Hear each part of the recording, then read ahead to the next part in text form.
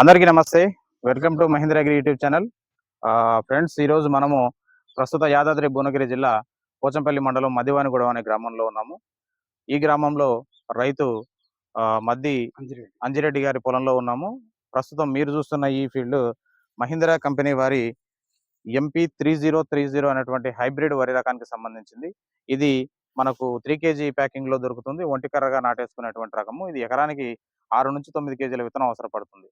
ఇది మేజర్గా రోగాల్ని ఎక్కువ తట్టుకుంటూ రైతుకు పెట్టుబడి తగ్గించి దిగుబడి పెంచి రైతుని ఆర్థికంగా బలోపేతం చేసేటువంటి రకంగా చెప్పుకోవచ్చు మనం. దీన్ని మీ ఒక దుబ్బులో పిలకలు చూసుకున్నట్టయితే మనకు 35 నుంచి 40 పైన పిలకలు వచ్చేటువంటి అవకాశం ఉంటుంది. ఒక వెన్నులో ఆల్మోస్ట్ మనకు 350 నుంచి 400 గింజలు ఉండే ఛాన్స్ ఉంటాయి.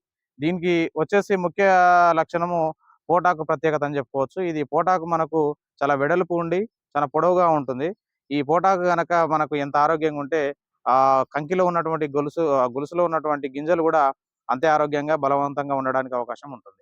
ఈ రకాన్ని సాగు చేసిన రైతు మద్ది అంజిరెడ్డి గారు మనతోనే ఉన్నారు. అతను అడిగి మరింత ఇన్ఫర్మేషన్ మనం తీసుకునే ప్రయత్నం చేద్దాం. సార్ నమస్తే అండి.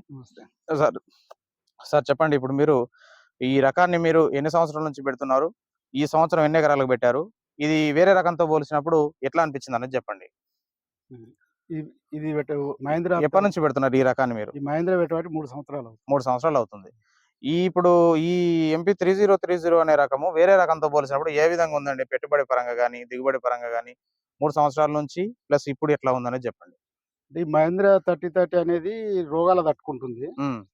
మిగతా స్ప్రేలు ఏం చేయలేదు మేము. ఓకే. ఓన్లీ ఒక కలుపుకు స్ప్రే చేసినాం.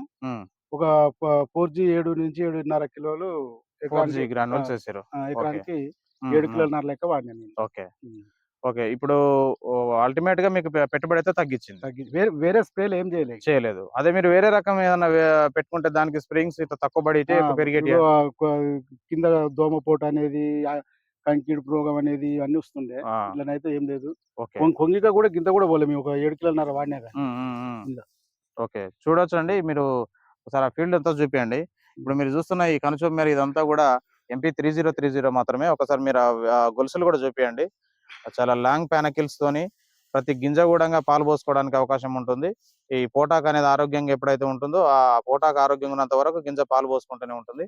ఎప్పుడైతే పోటాక్ అనేది కొంచెం బలహీనంగా ఉంటుందో అప్పుడు గింజ అనేది పాలు పోసుకోవడం ఆగిపోతుంది. అట్లా ఇది ప్రతి గింజ కూడా పాలు